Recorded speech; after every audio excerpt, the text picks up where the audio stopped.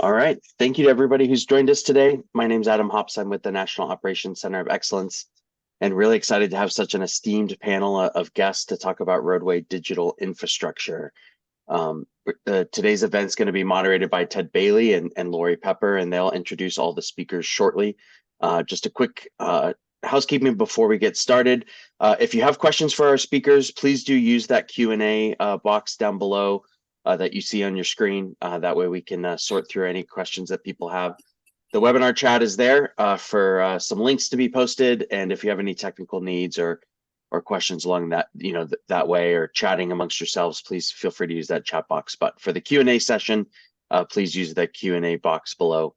The webinar is being recorded, as I mentioned before, and will be available to view on the NOCO website and on our YouTube channel. There's also closed caption options and transcripts options that are available using your Zoom buttons down below. Thank you again to all the panelists, and Ted, I'll turn it over to you. Thank you very much, Adam. Welcome to the webinar, and I would like to turn it over to John Corbin to make some opening remarks, and then we'll get started. Excellent. Thank you for that energetic opening volley, and thank you so much, Adam, and also to Nick of AASHTO and the National Operations Center of Excellence in partnership with the Institute of Transportation Engineers and ITS America for your ongoing work and valuable leadership within the professional community nationally in so many areas, illustrated in good part, I know, by today's webinar. I also want to acknowledge the chair of the TRB ITS committee and my friend, Dr. John Obenberger, whom I support as a committee member and facilitator of digital infrastructure initiatives within that committee. Also, not to be comprehensively inclusive, but representative, appreciative of leadership from ITS America, specifically their Digital Infrastructure Committee, now co-chaired by Iowa DOT Director Scott Marler and MyoVision's CEO Curtis McBride. Also grateful to continuing contributions from 5GAA and their North American Executive Director John Quant, their Technical Program Lead Anastasia Sandria, their CTO Maxime Flement, and extremely hardworking membership illustrated by people like Jim Meisner, Steve Voigt, Freedom Rami, and others, and would draw your attention to their Roadway Traffic Operations in a Digital Age concept paper for National Roadway Digital Infrastructure, which we'll share by link in the chat pod in a few moments. The reason that I highlight those names is it's ultimately been over the past 6 years that these and other national and global organizations have engaged with the US DOT, Federal Highway Administration, to explore possible definitions for roadway digital infrastructure, or RDI, and to consider aspects of a national vision for advancing and integrating both the technological and the institutional dimensions of RDI. A key institutional enabler that has emerged is that, if not the key institutional enabler that has emerged, is that of the interstate highway-based transcontinental corridor. We go to the agenda slide, Ted, and note that the agenda today consists of 4 parts. First, Ted, Valerie, and I will briefly frame the topic of roadway digital infrastructure, the status of initial priority initiatives to advance roadway digital infrastructure at national scale, and finally, the vital role of transcontinental corridors as a topological context for this integration of RDI. We can go to the next slide, Ted. Secondly, you'll hear directly from these leaders that are making transcontinental corridors happen to better understand both how these partnerships are advancing RDI and the challenges and opportunities that they are encountering and innovatively addressing. Next, we'll explore the nature and role of national organizations that have evolved specifically, strategically focused on the role and the function and advancement of transcontinental mechanisms and issues. Finally, we'll acknowledge key insights harvested from today's conversation and prepare to hear from you by direct chat pod comment that we'll be collecting throughout this conversation, and through a follow-up participant survey that we'll introduce at the end. Please consider this a conversation in an ongoing discussion that will continue over the summer and into the coming year. You can go to the next slide. As I noted, as a member of TRB, also a member of ITE and ASCE, as well as on behalf of my employer, the Federal Highway Administration, my hope is that today's webinar illustrates this vital role that a national network of transcontinental corridors could play in collaboratively envisioning, planning, integrating, and applying roadway digital infrastructure to the enhanced safety and overall performance of the interstate highway system, and through it, the multimodal national transportation system. I will note, just before joining this webinar, I was reading an article in an ASCE newsletter that characterized the current flooding that is affecting many of us in the upper middle part of the country as quote unquote surreal. And I think if anything makes the point that we desperately need enhanced coordination at this national network scale, it is this response to these increasing events that undermine the resilience and reliability of our transportation system, in this context precipitated by climate implications. So this is a very real issue, and what we hear today is more than theory, it's urgent practice. For the purpose of today's discussion, we'll be building from this definition of roadway digital infrastructure. We go to the next slide, Ted. Specifically, it is the integrated public and private sector information and communication technologies that create, exchange, and use or apply data and information to generate insights to improve decision-making to enhance the performance of the overall transportation system. It certainly includes, but it is not just or even primarily data. It includes all the assets and the business models that generate, move, and process these data and translate them into insights for people to make decisions. Perhaps a pithier, more entertaining definition of roadway digital infrastructure comes from Daniela Bremer and some of the thought leaders in the AASHTO CAB state community of practice that gave us this equation for RDI as the sum of ITS and data to the power of 10. The helpful equation highlights that RDI supports and leverages the continued development, adaptation, and deployment of ITS, largely by government agencies for multimodal roadway traffic operations. But it also integrates transportation system performance management objectives through data-enabled insights across functions that include roadway infrastructure asset management, geospatial information systems, the integration of automation, electrification, and ground air mobility, and others. And that together, this combination of ITS and data are exponentially amplified in effectiveness, efficiency, and economy of scale by more nimbly coordinating government and industry, public and private sector infrastructure, and digital services. Next slide, Ted.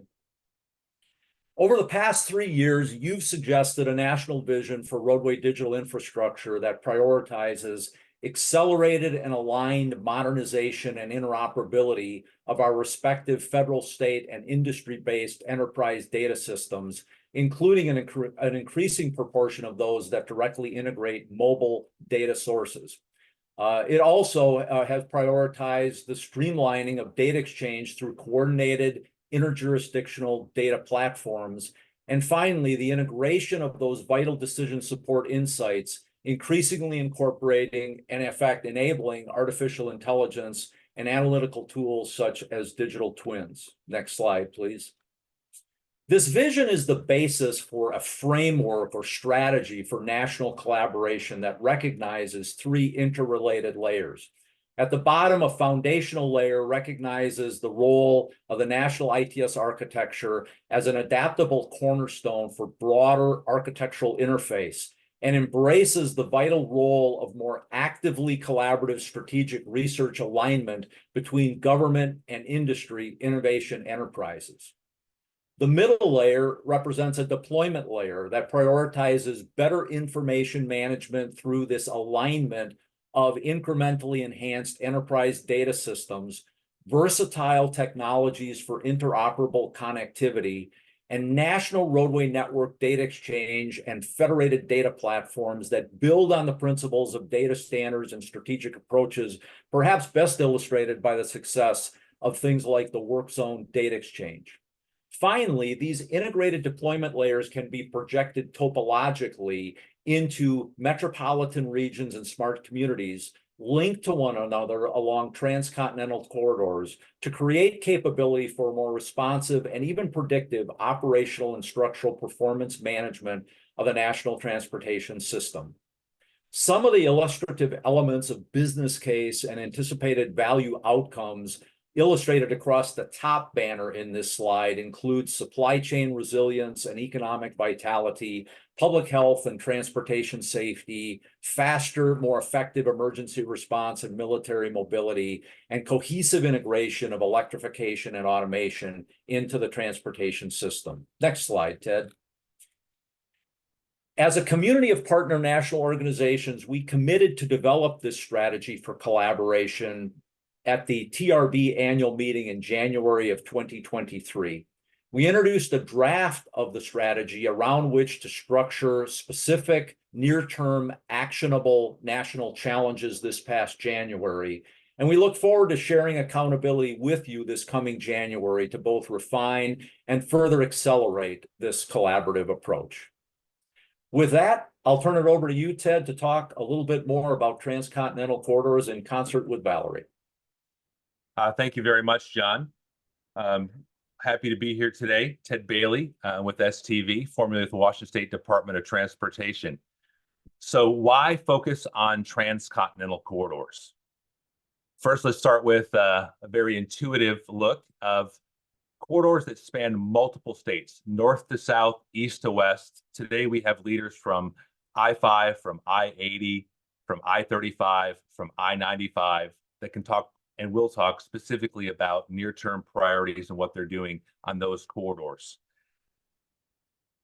From the perspective of the RDI strategy that John shared, there's multiple areas that we could focus, locally, regionally, or again, transcontinental corridors to achieve that goal of a safer and more efficient transportation system nationwide. And so if you think about why focus on a corridor, well, you need to think about the number of players in the public sector that need to work and pull in the same direction. So when you focus on the interstates, it brings a lot of that focus to the state DOTs who are continually coordinating with local partners.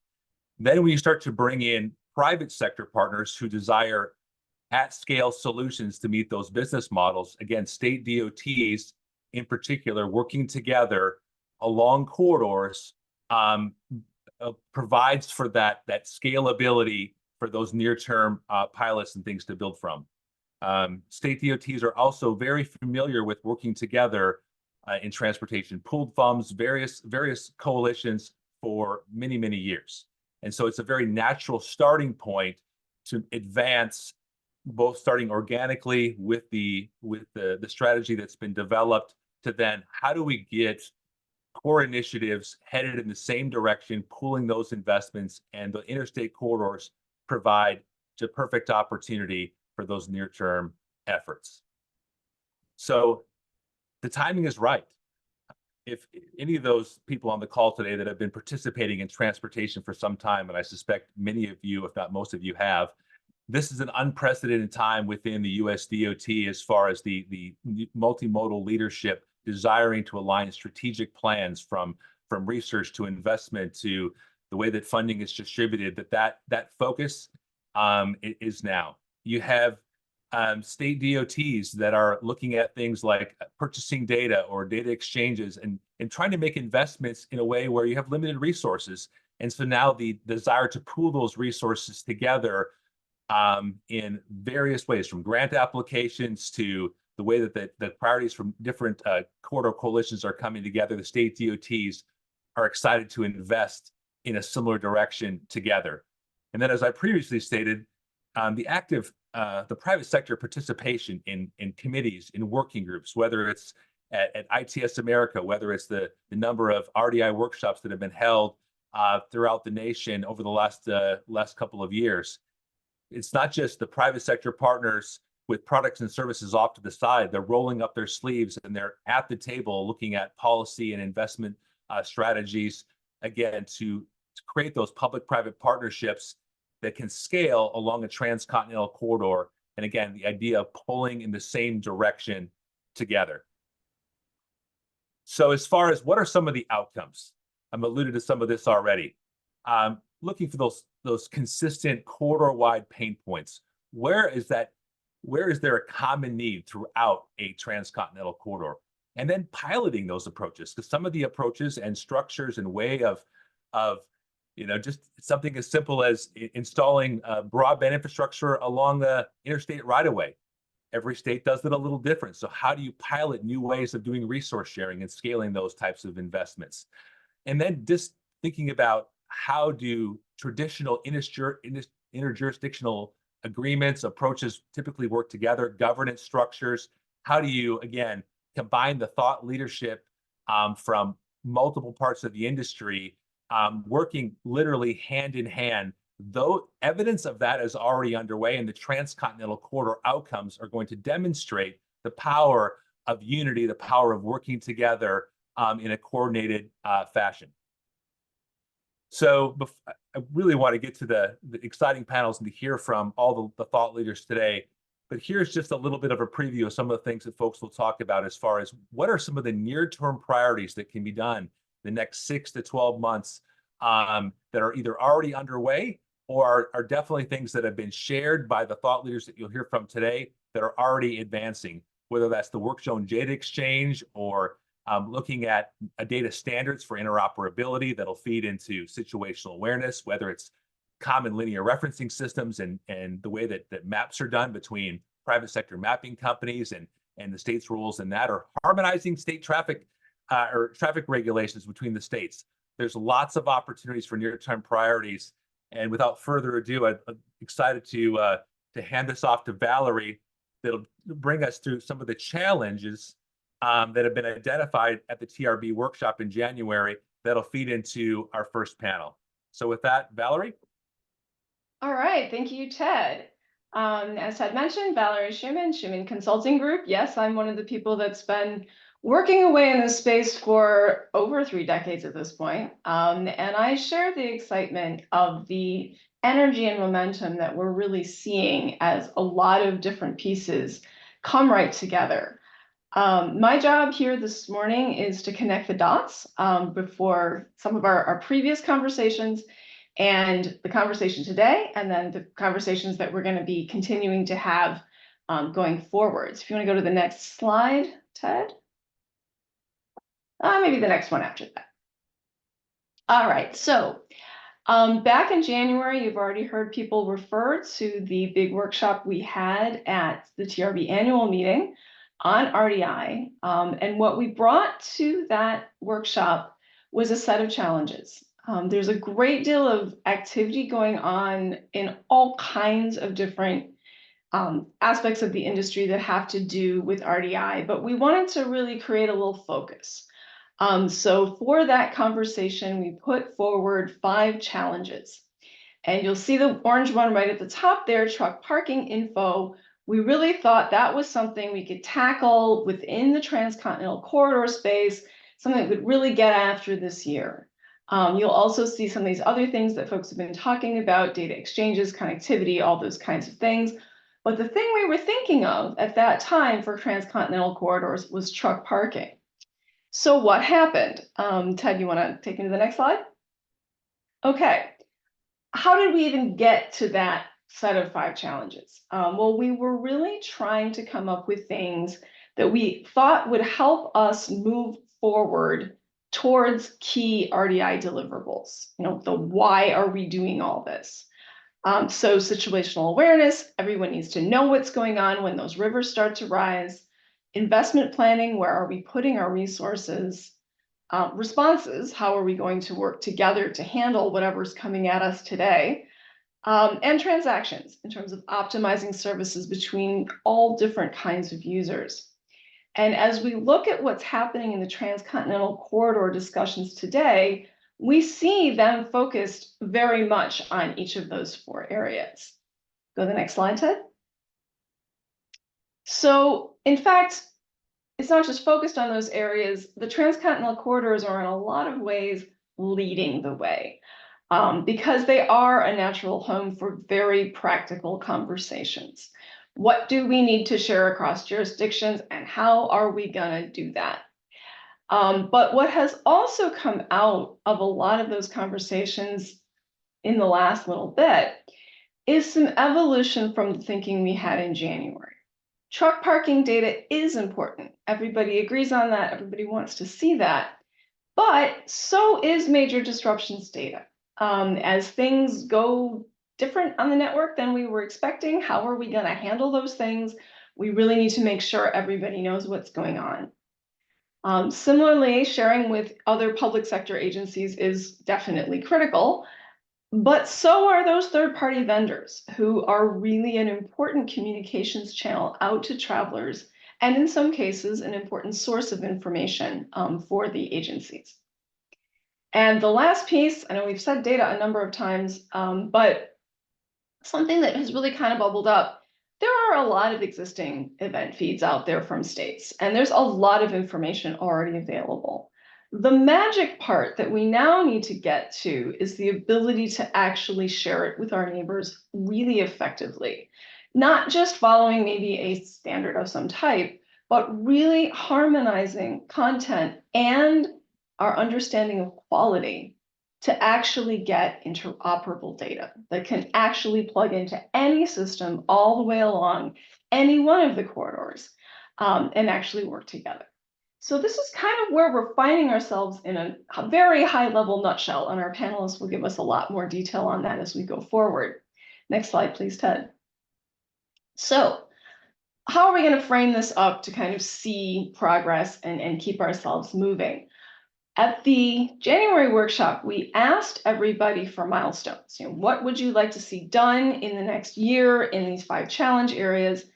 And when we really looked at what came back, it all very neatly fell into 4 buckets. In some areas, we need to get smarter. There's things we just don't understand. In a lot of areas, we just need to make some decisions. We need to agree what we're trying to get done, and we need to agree how we're going to do that. Next step, of course, is it's nice that you all agreed, but then we actually have to make it tangible. We've got to get some demonstrations and tests out there and then deploy it. And I think you'll hear different pieces of this from the panelists as the conversations go on. Next slide, Ted. One other thing that has really sort of been bubbling to the surface as we've all been looking at this is what John was pointing at. We're looking at national level solutions, national network optimization, not a single Skynet that runs it all, but a system of systems that's actually going to optimize the way everything moves around in the United States. And so while we talk a lot about the coordination and harmonization within a corridor, which is already a major project, we also probably need to start thinking a lot about how are we going to look at things across corridors and create the consistencies that we need, that we actually get that opportunity to do a little national optimization in a lot of different dimensions. Next slide, Ted. So our questions for the day, and our panelists will be tackling each of these in various different ways of the next 2 panels. First step, I think you're all going to be pretty excited to see what progress has already been made. A lot has come together recently that builds on an enormous amount of work that had gone on before. Secondly, nice to have progress, but what's up next? What are we really going to see over the next 6 to 12 months that's going to help make all of this much more tangible? And then the last thing, we did ask everyone to think about that question. Great that you're working within the corridors, a lot of effort going on there. How are we going to get this to all come together at a national level? So with that said, I will hand it back over to Ted for the first panel. Thank you very much, Valerie. So I'm excited to introduce this panel. We have Cheryl Bradley from the Eastern Transportation Coalition, Tracy Larkin-Thomason from Nevada DOT, Erica Kemp from TxDOT, and David Mann from Caltrans. As Valerie mentioned, there's some primary questions that we would like each of them to address. And so without further ado, we will start with, well,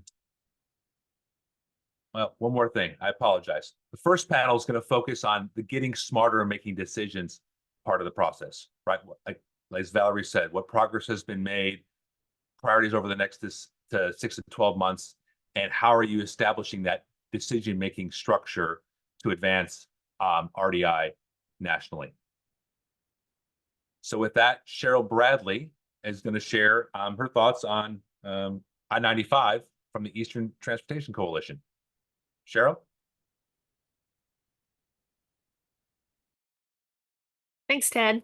And thank you all for having me today.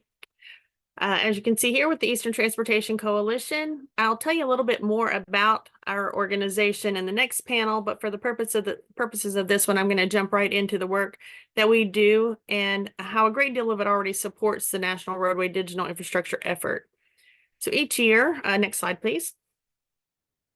Each year, our executive board convenes to identify our priorities for the work that we're going to do in the year to come. Last year, our board set forth the 4 priorities you see here. Safety, which is reversing the curve on traffic fatalities, data for everyday decision-making, transformative technologies, things that have the potential to really move the needle on the safety and reliability of our transportation systems, and sustainable funding. How do we continue to fund our existing infrastructure, the growing demands for additional infrastructure, the investments in our people, and the technologies that we know can make a difference? These priorities are going to remain the same for the next year. As far as the progress that has been made, I have listed several examples of work that we have done and continue to do in advancing the goals of roadway digital infrastructure. Some examples under the CV-AV, looking at AV readiness. Under electric vehicles, providing NEVI funding specifications, looking at how we can fund transportation needs with a depleting gas tax, and how we effectively manage incidents that involve electric vehicles. Truck parking, how we are identifying and sharing that information. Mapping and navigation, how we're capitalizing on those third-party platforms that was mentioned previously. Data, our transportation data marketplace, which I'll talk about more in a minute. Data validation, ensuring the quality of the data that we use in our daily decision-making, and how to use data effectively through integration, analysis, and visualizations, such as our RIDIS tools. And then again, in workforce development, these are all topics that are discussed in information exchanges facilitated through the coalition, in our Ops Academy and our Freight Academy. Next slide. To dive a little deeper into one example, the Coalition's Transportation Data Marketplace. This started in 2008 as the Vehicle Probe project with just one vendor and one data set, which was travel time and speed data. We now have multiple vendors and 6 core data sets that we're expanding on. Those are travel time and speed, volume, origin, destination, freight, waypoint, and conflation. We use economies of scale to give our members access to transportation data, establish strong agency-focused data use agreements, validate the data that our members are receiving and using through this, and then push innovation, turning that data into actionable information.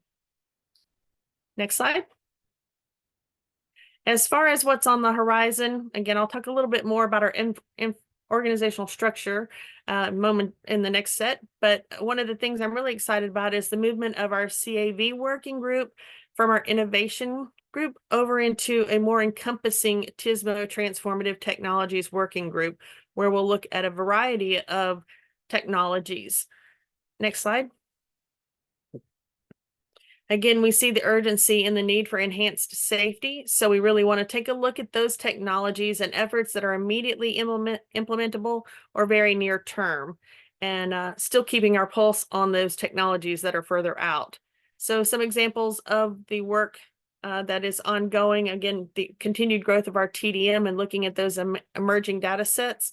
This is a constantly evolving or rapidly evolving field. So keeping an eye on what's out there, what's to come, and being prepared for how we can integrate that into our transportation data marketplace is really important.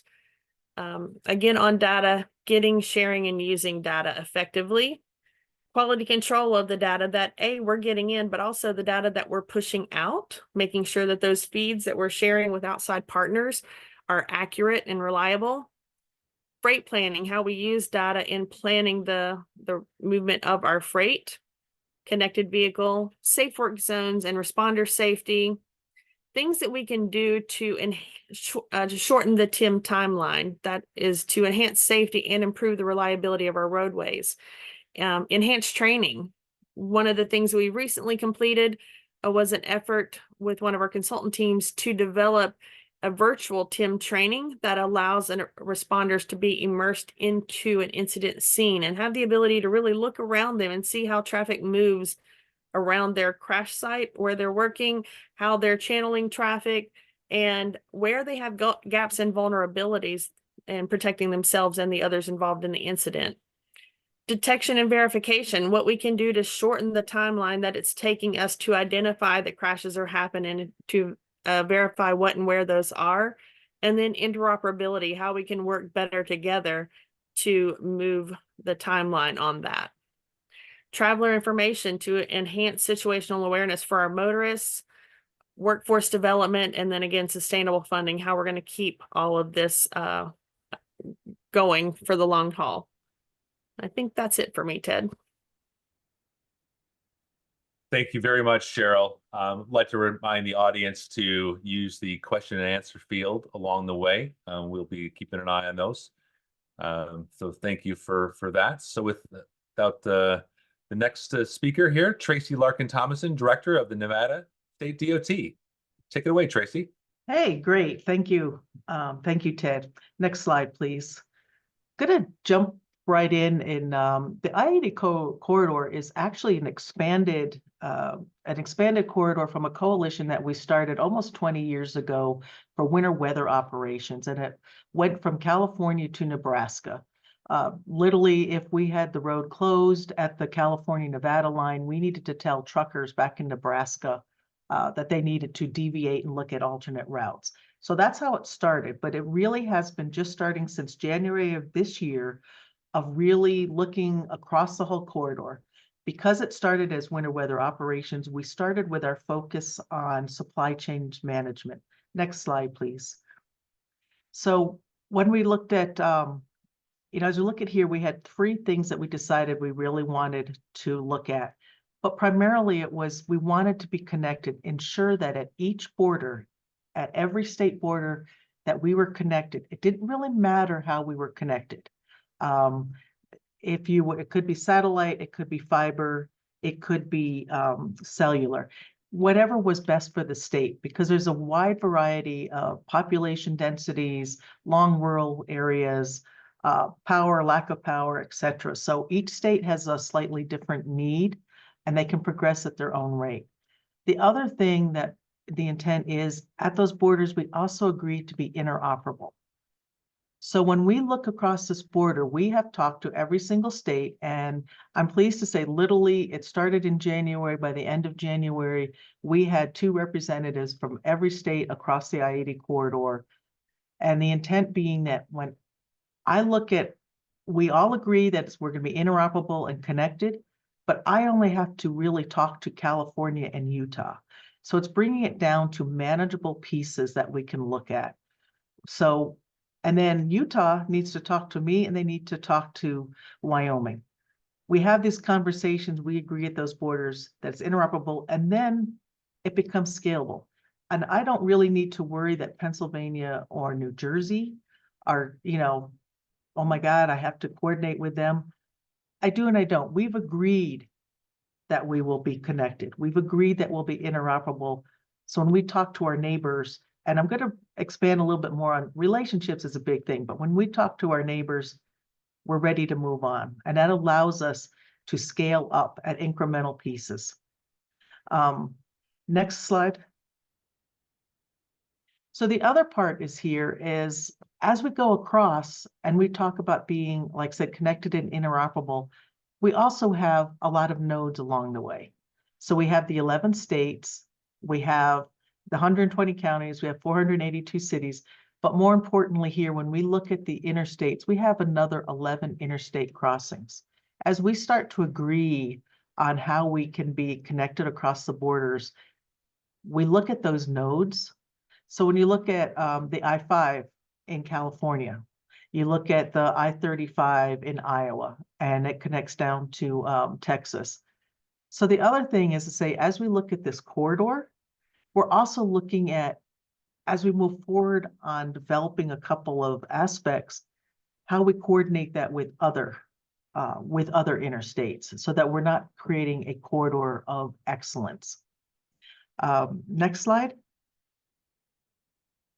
So like I said, we started back in December. I'm moving fairly quickly through this, I know, but here are the parts that are really important. We've got together as all the states and we decided the things that were really important to us was the improved situational awareness. You see up there, incident management, real-time information, traveler information. And so based on that, we then moved into looking at focus areas. Again, real-time information on weather, real-time information on work zones. We were looking at truck parking, and one of the reasons for truck parking was because so much work has been done about that across the nation. But the intent was to get a small focus area. It's very easy to look at the corridor and get kind of overwhelmed by all the opportunities and all the things like, well, we need to bring in this person, we need to bring this other group in. We do have partners, but let's work on one or two small focus areas. And as we succeed at getting that, we can build off of that. But then when we looked at the focus areas, this goes back to some points that Valerie was touching on. What are the enabling systems? Because bottom line, there's a commonality here. Again, it becomes, are we connected? Can we get the information out there? Interoperable is when data is transferred across there. So we put the digital infrastructure in place. As we get the data across there, can we understand it? Can it actually be shared across different platforms and shared across different jurisdictions? And then the governance.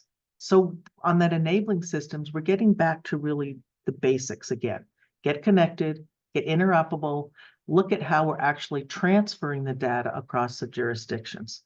So we started really at January. We got the full partnerships together at the end of TRB. It's a great place for many things. And building partnerships is also one of them. We built the consensus here.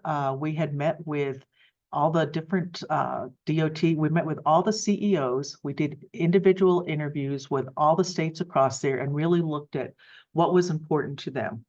And then at the next level, we did another interview with some of their technical leaders. Really like where are they? Where are they at the level of how advanced are they in actually having the digital infrastructure in place? Definitely states are at a different level. We all have many outside influences.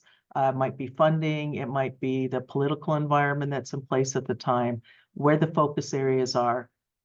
But again, the idea was to find where everybody was, start to identify the gaps and put together a couple working groups. We had in May, we had a summit up in Chicago to get together, very successful summit.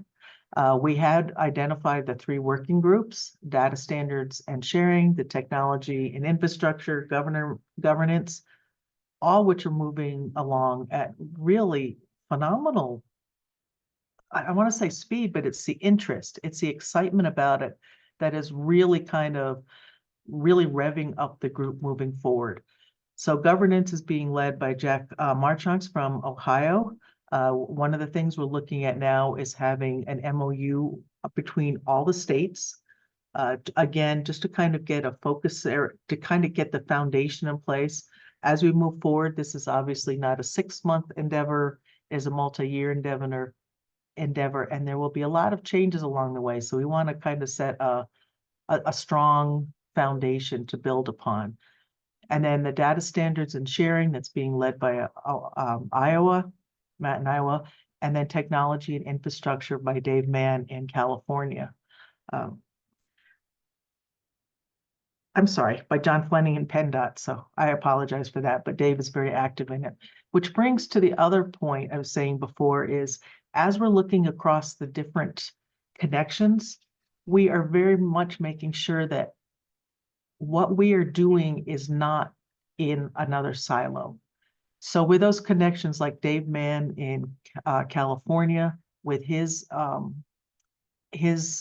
working with the I-5 corridor, with Erica Kemp, who you're going to be hearing from just in a few minutes, has been part of the conversations too down in Texas. You may not think of Texas as part of the I-80 coalition, but we do. We are connected by I-35, and as we advance different data standards moving forward, we want to make sure that that's going to work along that corridor too. So that node that's in Iowa, and I always laugh because I'm speaking with my hands, which most of you can't see, but they're very expressive. It connects down to I-35 in Texas. We need to make sure that we're consistent as we build along these corridors, as we advance, so that someday the idea is that a truck can come down from Washington State, come down I-5, hang a left, go across to I-80, get to Iowa, hang a right, go down I-35, and then do another right and go along the I-10 and have a foundational level of connectivity, interoperability, and data standards. One of the things we're really looking at is also like on the truck parking. There is so much work going across the nation. We are definitely looking at it across the I-80 corridor, but we also need to be aware of all the great work that's already been done in Washington and Oregon and California, Texas, and again, and the Southeast. There's so much work. We need to make sure that we are starting to connect those dots there, to make sure that we are all advancing together. And then as we advance out of the nodes, like I said, we have 11 nodes, so we have 11 interstates as we start to go down those corridors, and then we spread out from there. Next slide. And so again, these are the working groups with the lead, Matthew Mill from Iowa. It's been phenomenal. They have been kind of doing almost breakneck. And then the infrastructure and technology, John Fleming from PennDOT. They're looking at other data exchange aggregation, inventory connection gaps, like what do we need to, what do we need to fill in with for interoperability? And then sharing the best practices, both along the corridor and with our neighbors, north, south, and again, as we mentioned, our neighbors right along the I-80 corridor. Jack for the governance, like I said, we're doing the agreement to be signed by all parties, and then we're looking at different funding opportunities.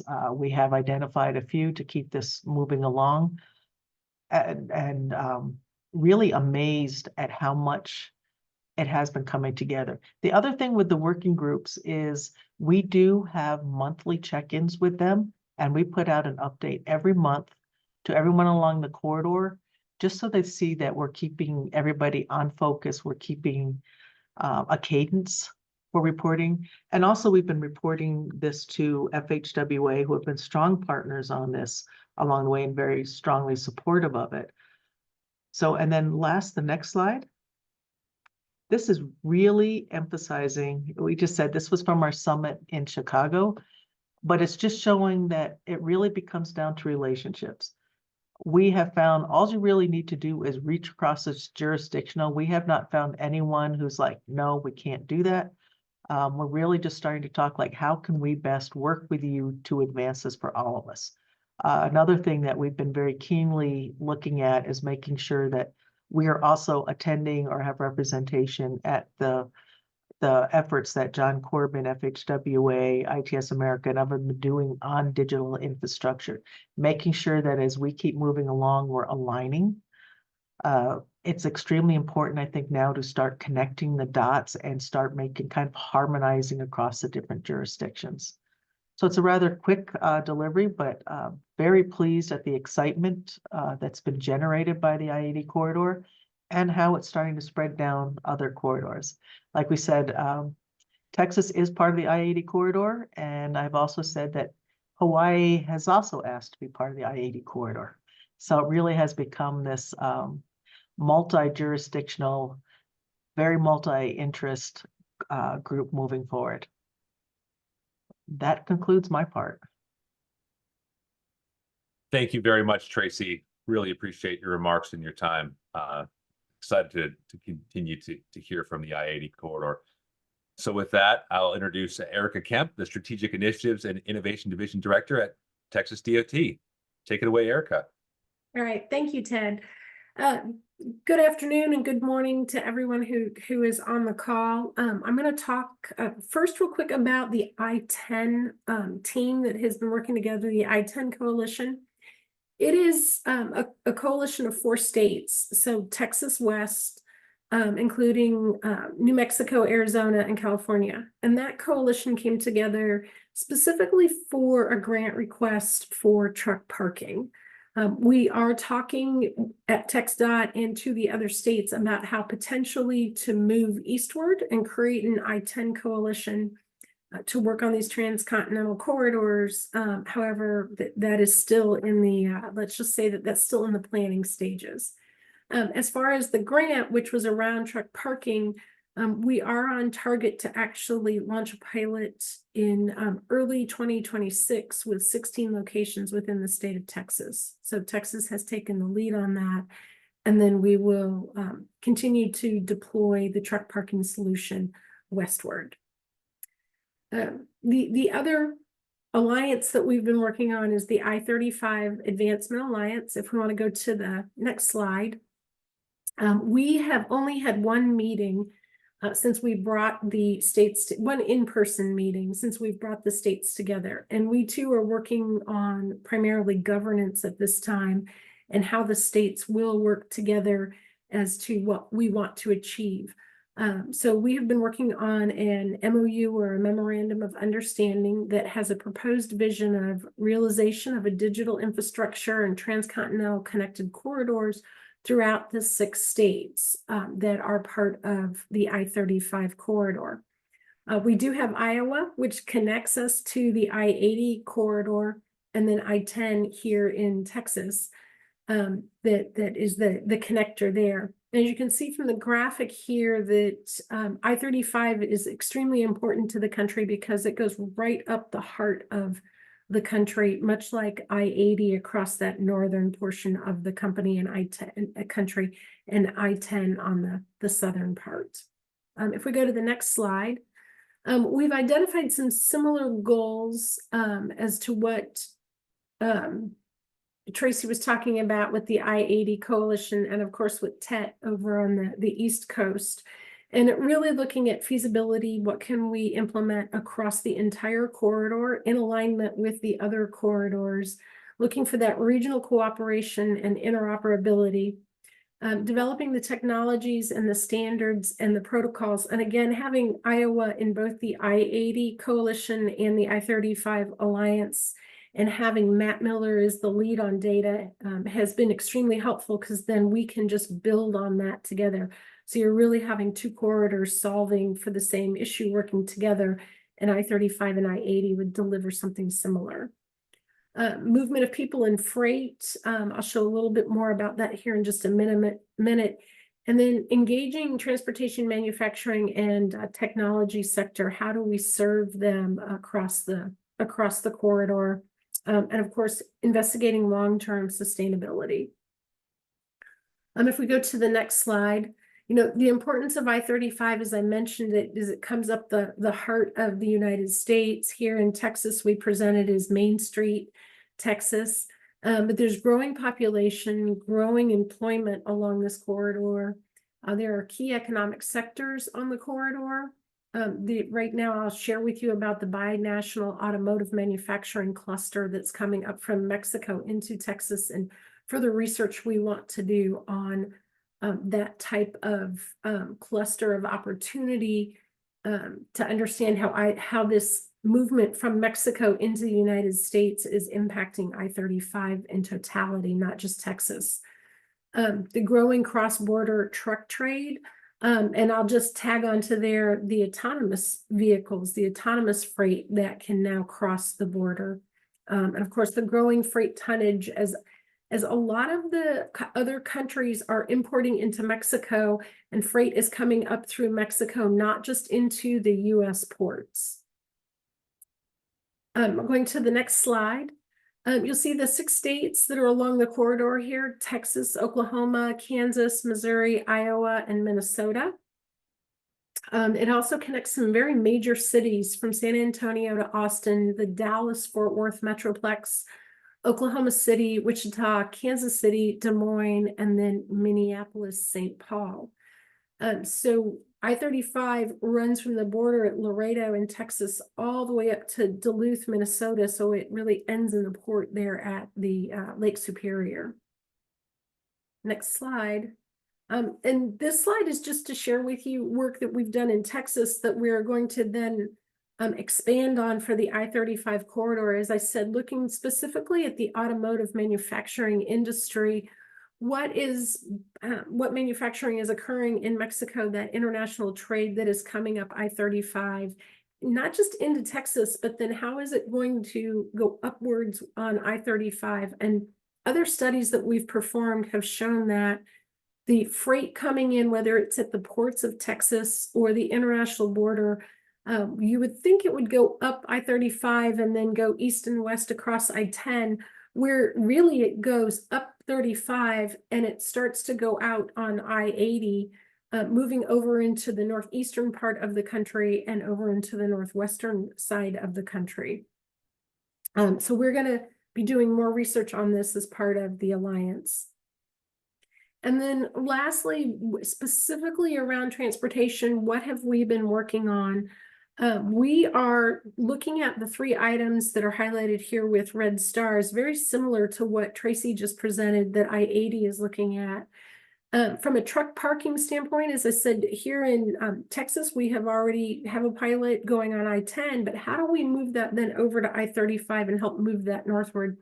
We also know that Kansas has been a leader in truck parking, and how do we leverage the work that the Kansas DOT and the Kansas Toll Authority have been implementing. From a work zone safety standpoint, we looked at the work zone data exchange, which is where the states and the DOTs are sharing information with FHWA that can then be shared out with other parties. And we found that 5 out of the 6 states already on I-35 are sharing their information with the work zone data exchange. So how would we help that 6th state to ensure that they start sharing that information as well? And then digital infrastructure and data exchanges. As I mentioned earlier, this is where within the Texas DOT and I-35, we have Matt Miller in Iowa, and we're partnering with him so that we're leading that effort, and it solves both on I-35 and I-80. With that, Ted, I will turn it back over to you. Thank you very much, Erica. Really appreciate the updates. With that, let's just keep moving along here. Great information. So I'd like to introduce David Mann, Chief of the Division of Traffic Operations with Caltrans. Take it away, David. All right, good morning, everybody. Thanks for having me here. And I'm just going to talk quickly about some of our truck parking efforts as California is ramping that up in partnership with TxDOT and others on I-10, and also WashDOT and Oregon. So next slide, please. All right, just as I'm not going to go into the truck parking discussion, but I think the need is apparent. With freight coming in into California and along the whole West Coast, obviously we want to ensure the safety of truck drivers and have a safe area for them to take their break. And as you see on the left, absolutely, we're struggling in that area to provide those opportunities in either public or private lots. So that's definitely something that we want to improve the planning and coordination amongst everybody. As a result, the 3 West Coast states got together and worked together on a program. And obviously, at some point, a couple of years ago, we're able to develop InfraGrant to help fund this initial implementation. And you can see on the right, this is our initial plan as of today. We're targeting about 40 park and ride lots or roadside rest areas to provide truck parking information along I-5. Next slide. And just as a background, this project is currently in an early design phase.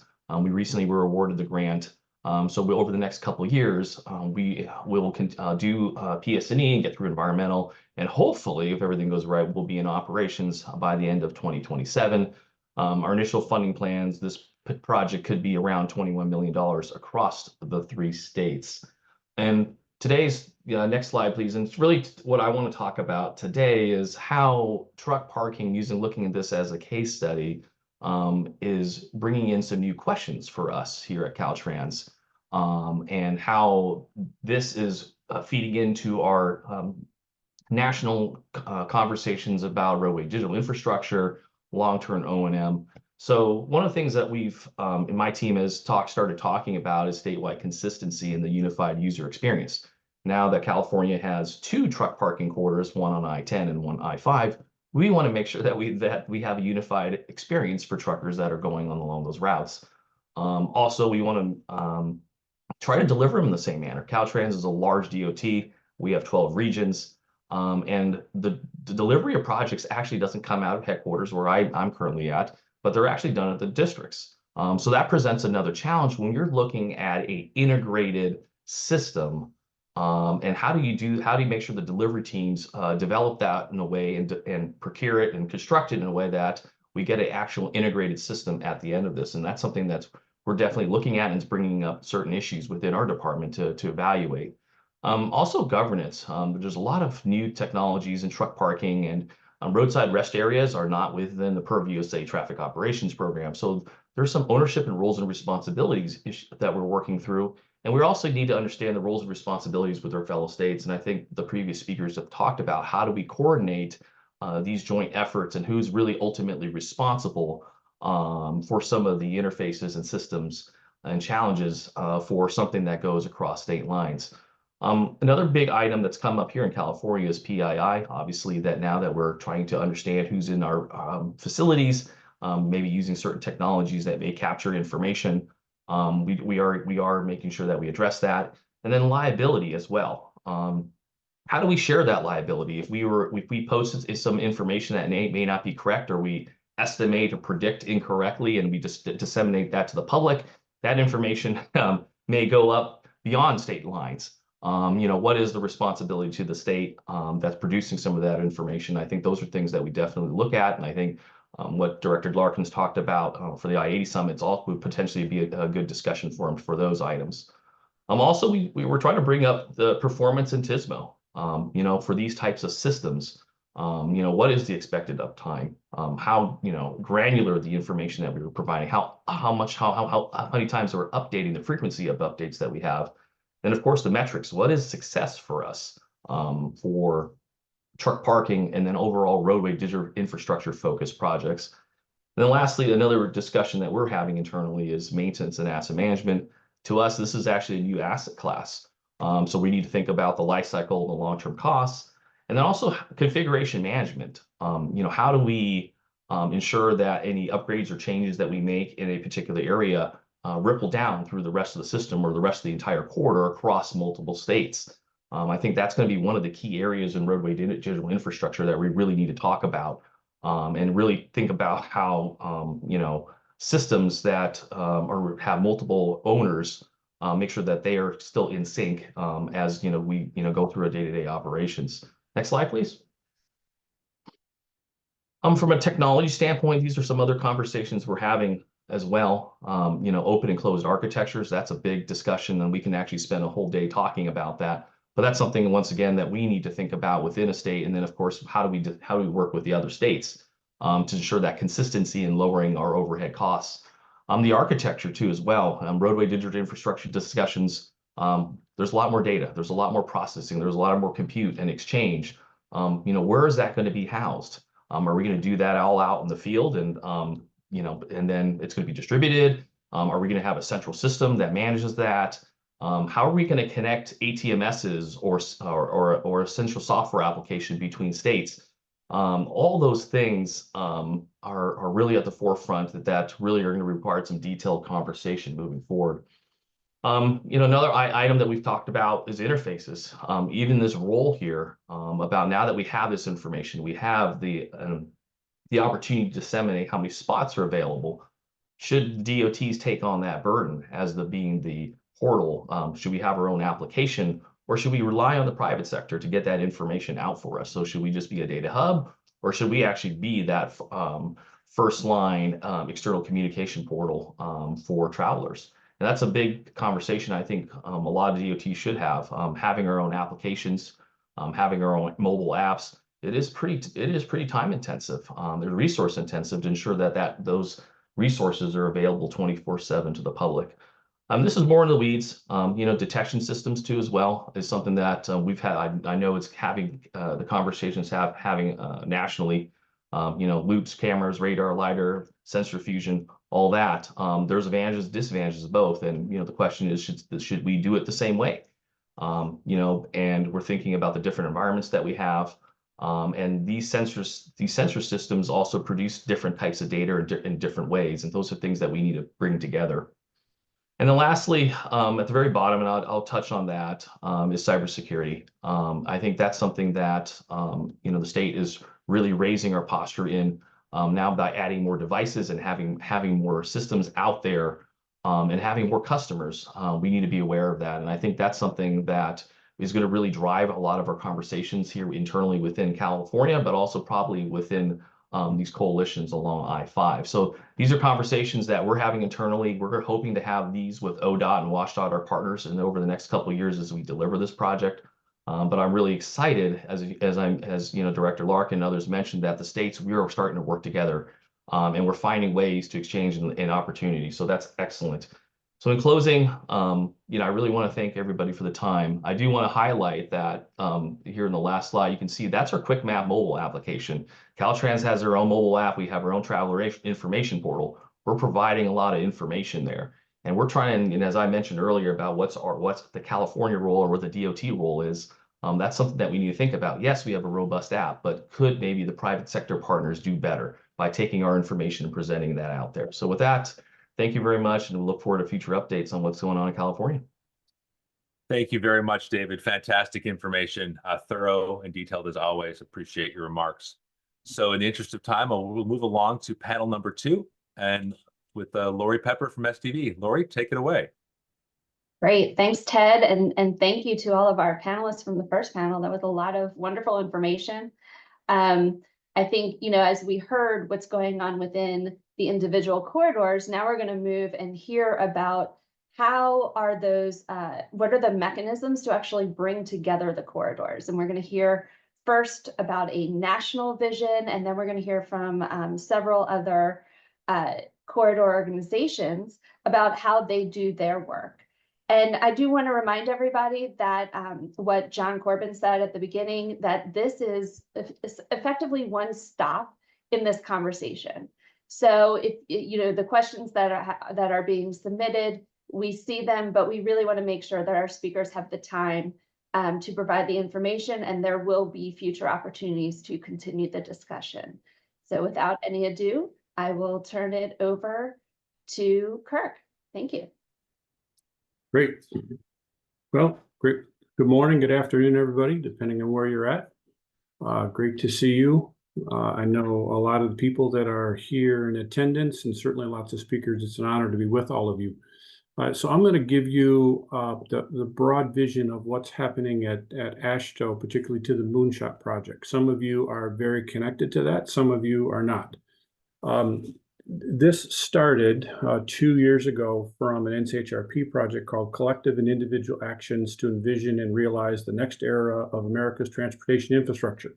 Okay, a lot of words there, but there's two important pieces: collective and individual actions. This was put forward by state DOTs. So this is the state's professional transportation people coming together saying, here's what we should be thinking about. So let's go to the next slide.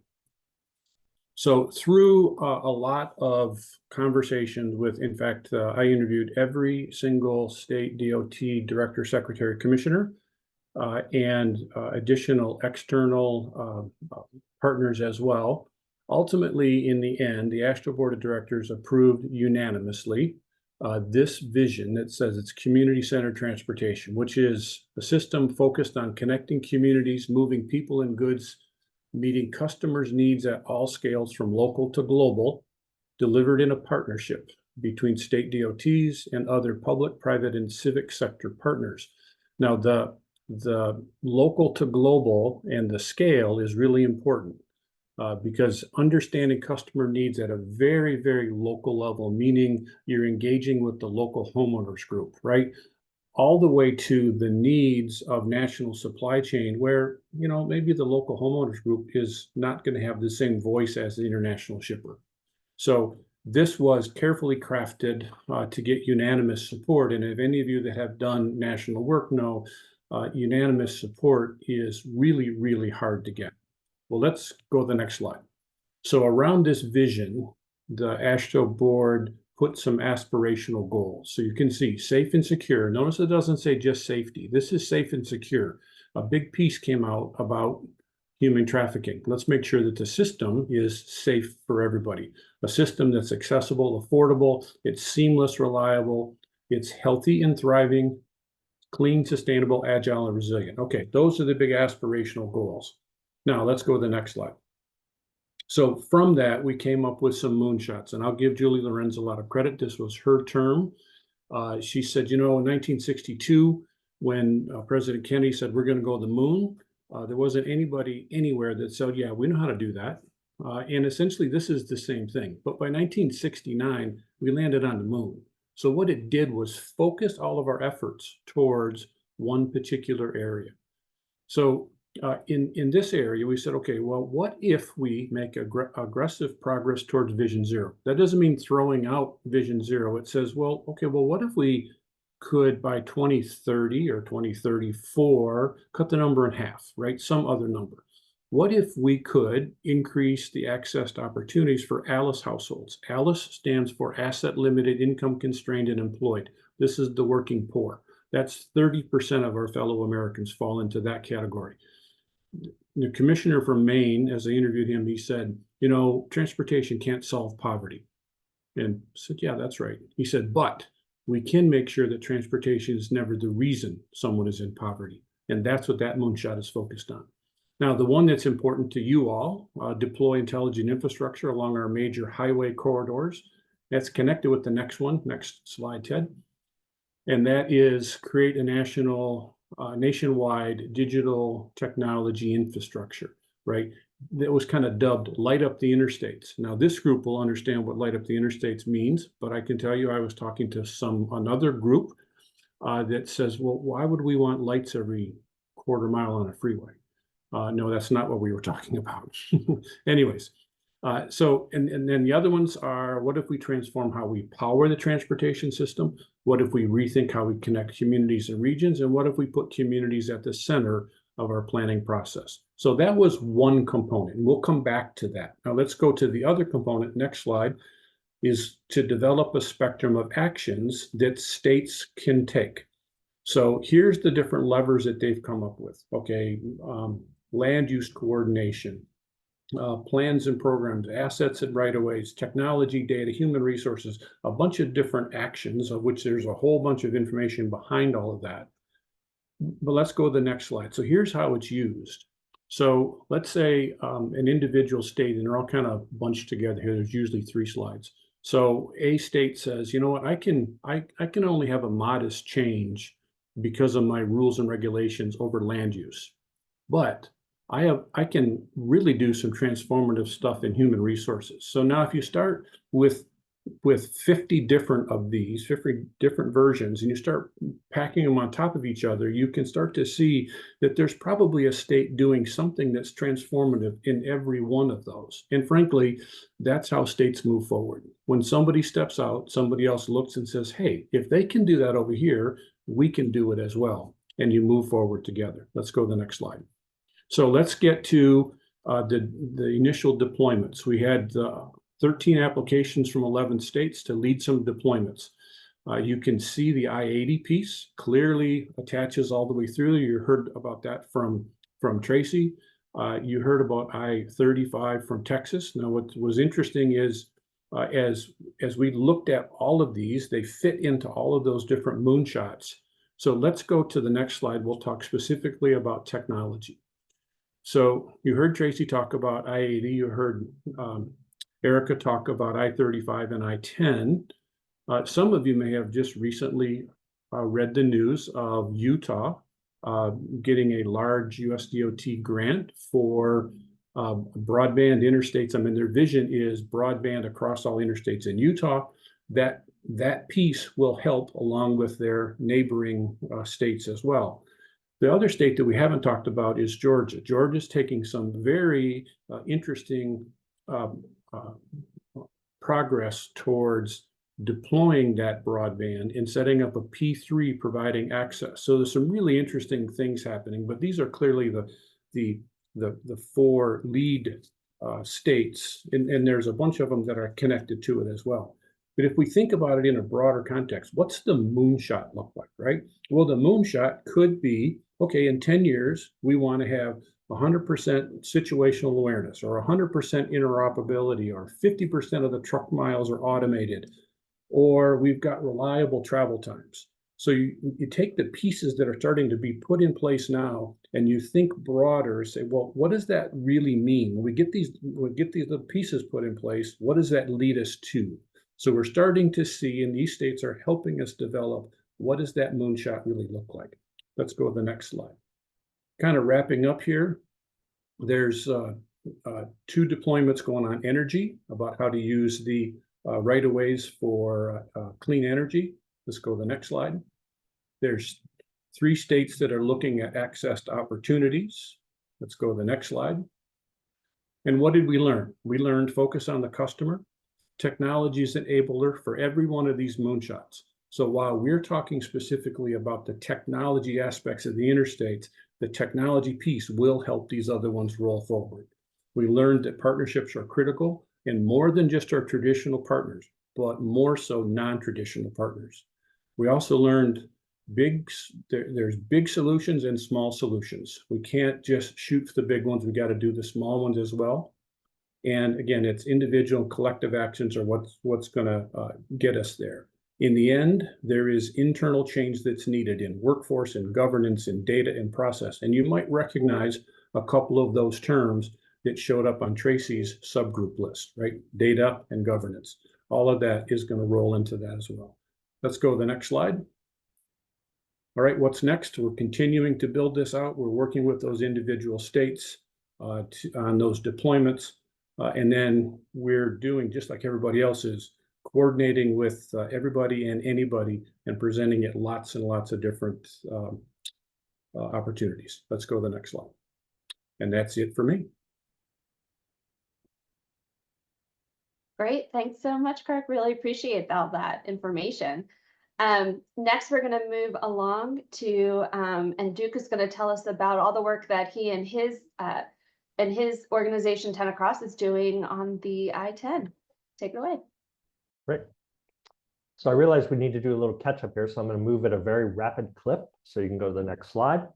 For this group, you don't need to know where the I-10 is, but next, there's certainly been a long history of movement across the country, certainly in a transcontinental way relative to this discussion.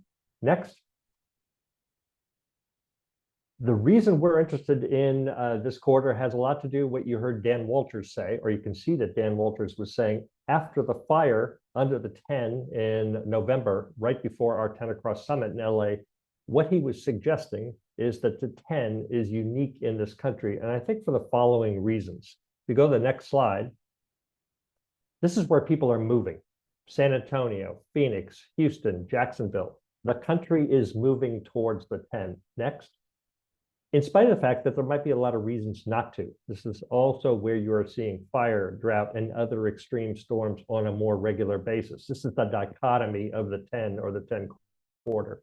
Next. It's also a place where you see a divergence of access to resources, a lot of it urban-rural divide. So you see disparities in income and other things. Next. It's also a place of great demographic change, more than anywhere else in the country, certainly the case out where I am in Phoenix in the desert Southwest. And finally, next, again, from a Phoenix perspective, you know that climate change, and several people have already referenced this, is for real. It's never going to get cooler, and the implications for heat on the 10 are profound. Next. So you all understand the origins of the interstate system, maybe the last time we really thought holistically and in a cooperative way at the federal level to look at the country as a whole with regard to infrastructure. Next. And the 10 is obviously part of that, but we would suggest its importance is that it runs through the critical issues of our time. All of the highways mentioned today, all of the interstates mentioned today too, but ours seems to run through the most extreme conditions. Next. We reduced the idea of the 10, and we're demonstrating how to use these systems as connectors. Many people of you have mentioned that word, and how to leverage the idea of these corridors to talk to each other about critical issues like the ones you see here. Next. So our thesis would be that if you want to see the future of the United States, you couldn't do better than the I-10 corridor. It's where water, the energy transition, immigration, global trade, and we're not unaware that we've got Texas, California, and Florida in the mix, the 3 largest states, along with others. This is where you can see a knowable future. Next. So what have we done with that? Next, we have built a curriculum around the issues and place intersections along this corridor. The next slide, the issues I just mentioned are on the left, the critical issues to the future of the country. And we've used the 12 largest metro areas along the 10 as the backdrop for each of these issues. So if you go to the next slide, you see this curriculum laid out. It's all done in Esri story maps. Anybody on this call could take this course for $25. It's oversubscribed here at this university. We're about to build a network of honors colleges across the 10 to take this course. But what it does is introduce students to places they've probably never visited, issues that are clearly on their minds, and also employment and or college opportunities that you might not have considered. Next. We also have a considerable communications aspect that goes with all of this project. Next. We have, there you go, my podcast. There'll be another release tomorrow. We do this on an almost weekly basis. We take in issues about highways, as well as the issues I've previously mentioned around water and energy, socioeconomic issues that intersect with roadways and other things like that. Next. We interview the people you would expect us to. We've been friendly with all the mayors on the 10, some of whom are now out of office as they've rolled over. We're in direct contact with Mayor Landrieu right now. I lived 10 years of my life in New Orleans, and his father was the mayor at the time. So speaking about infrastructure, cities, cultural issues of real interest to us. Next. And then we have a relationship with American public media. We publish stories on a very regular basis that involve the geography of the 10, the issues that can be found there, and the data that confirms that the issues we're describing are backed up by facts. Next. And lastly, next, we're building the capacity to understand what's happening here. For example, one of the networks which exemplifies how to use a corridor, I think, effectively, is the network of chief resilience officers that we have put together here. You can see all of them across the 10. Next. And we meet with them on a regular basis, monthly, to talk about the issues that they are observing in their communities, the impacts of roadways in their communities, but other matters like heat, housing, you name it, all connected. And I think several of you mentioned there's nothing like getting together to really share ideas the way we do with this group. Next. I'll conclude by saying, moving forward, next, we are building an ecosystem around education, around communications, around applied projects, public sector, private sector partners, you name it. Next. We are working with philanthropists to help us get our students or to get other professionals out on the road and actually witness what's going on in this country. Next. We're working with a filmmaker because obviously with the 12 cities, this lends itself to a very nice west to east narrative in 12 parts, talking to PBS about how we can introduce people to what we believe is the future of the country by traveling this corridor. Next. And finally, we hold major events. You can see some of the cities where we've already done that. Next. To speak to all these issues, our next one, should anyone be interested, will be in 2025, March 5 through 7, the next 10 Across Summit, where we bring people together who can talk about these major issues and why they are all on the same street, and therefore talking together is of mutual benefit. Thank you. Thanks so much, Duke. I love hearing about all the different ways that you use your organization to really get the message out there and also bring people together and educate people through your podcast, through the education forum, bringing the resiliency officers together. I think it's really creative and has been extraordinarily effective. So thank you so much.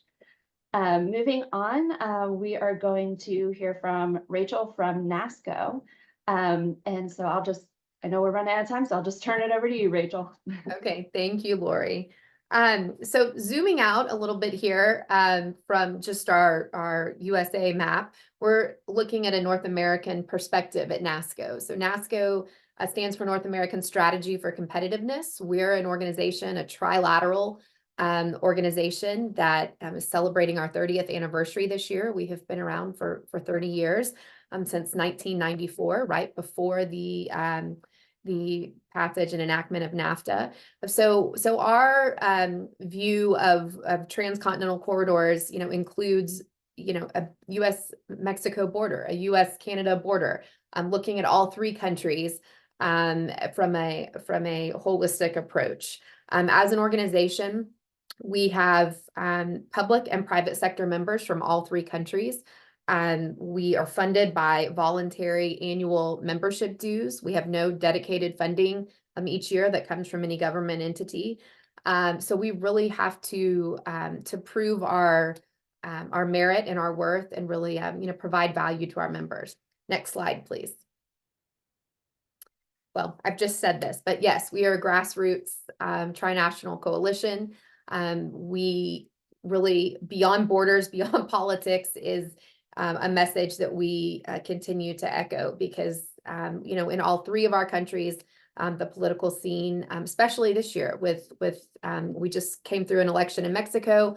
We obviously have a big election coming up here in the United States and then one in Canada next year. So that plays a big role, but it's also just a really important reason that no matter what's happening at the federal level, we've got to keep the conversation moving at the subnational level and at the state and provincial level in each country. And so we, as an organization, do a great job of that. Next slide.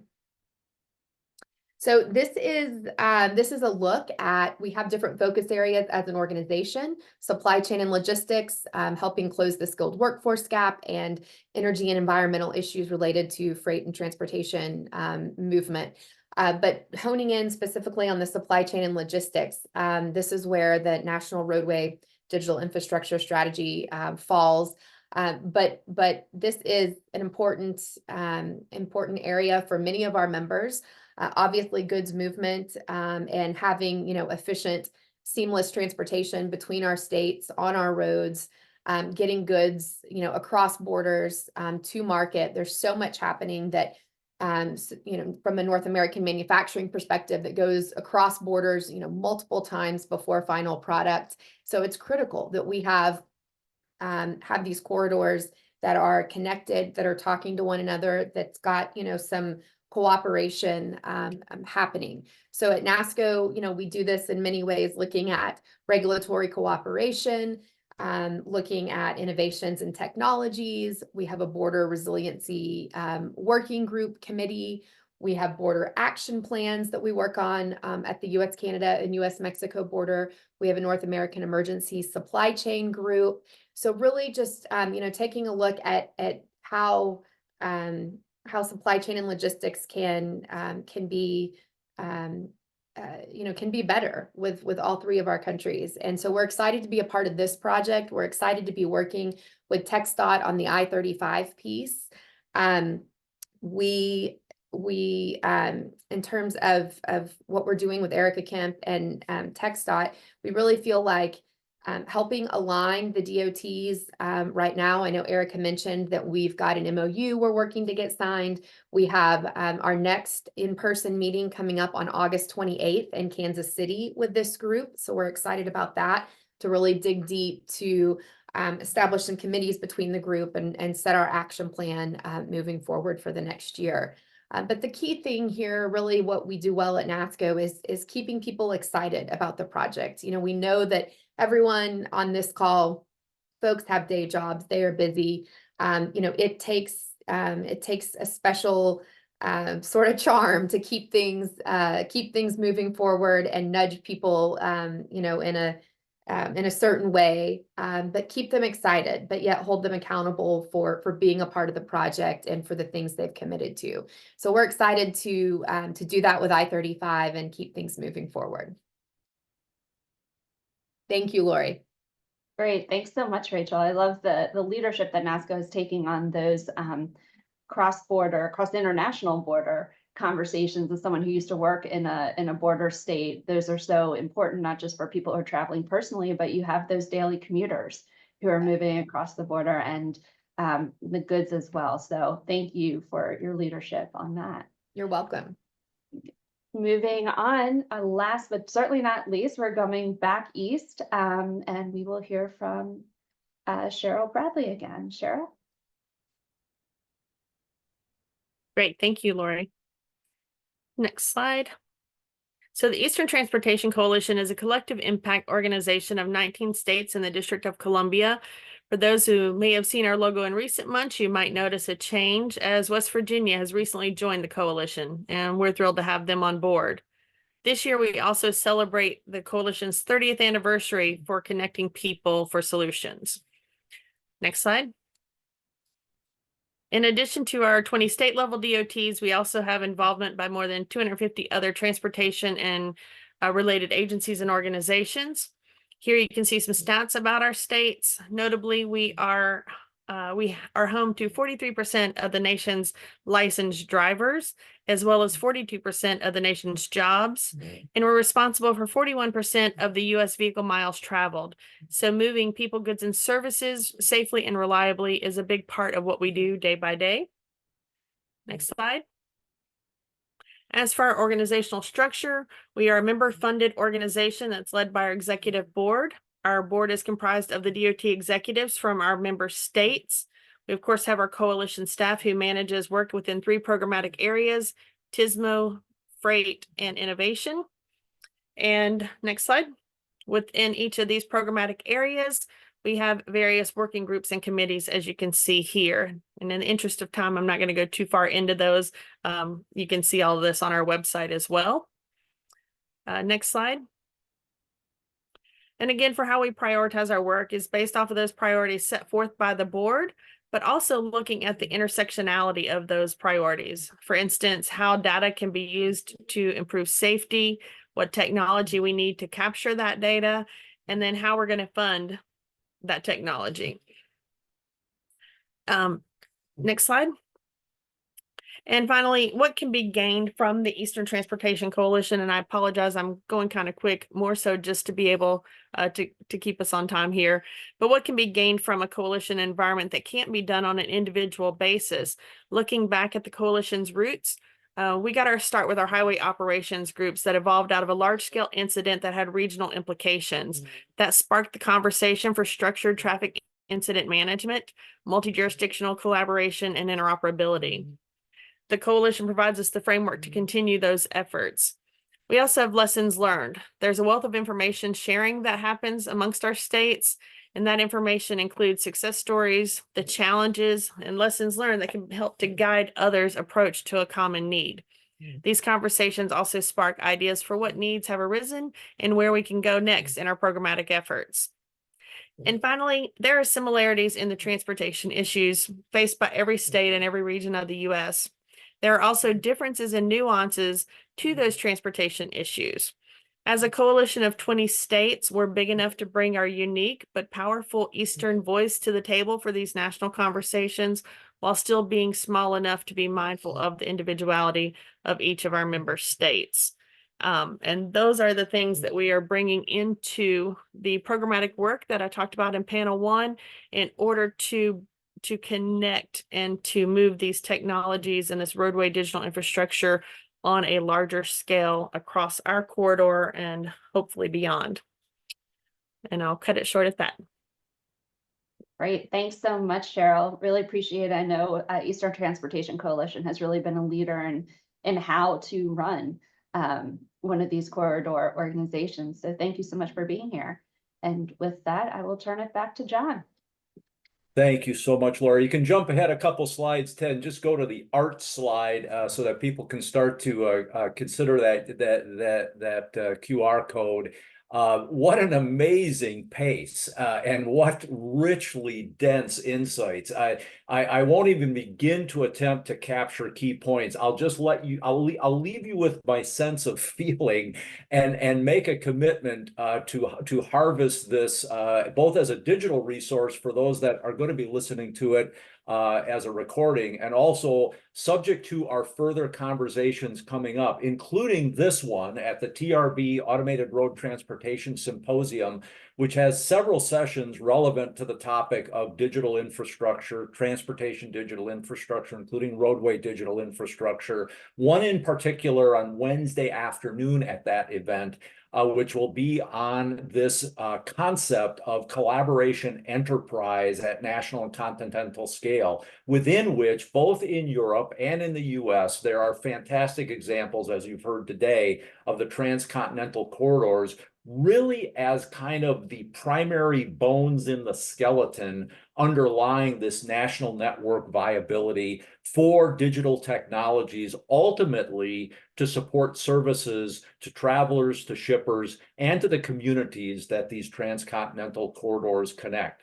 So please join us there or hold us accountable subsequently for the outcomes of that continuing discussion at the Automated Road Transportation Symposium. We can go to the next slide as kind of our final slide. As we prepare to depart, let me encourage you to take this participant survey, which is not an administrative perfunctory thing. It's actually a substantive survey. And those of you that have joined today, we look forward to your feedback through that survey. I also did want to acknowledge there was a question that did pop up regarding upcoming infrastructure funding bills and you know the inevitability of rapidly approaching next federal transportation reauthorization. And I would encourage you to connect, if you're a state DOT, to connect with AASHTO.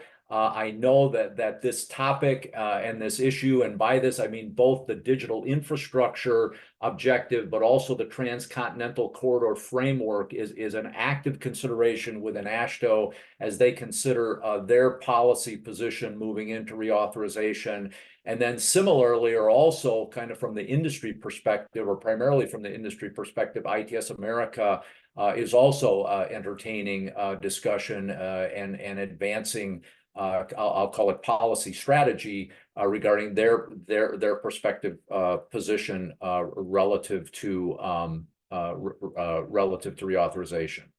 With that, and I'll offer just quick thanks again to each of the panelists who did a phenomenal job adapting to I know a very dense time frame, rich insights, and very I'd say not only timely but very well focused insight and perspective.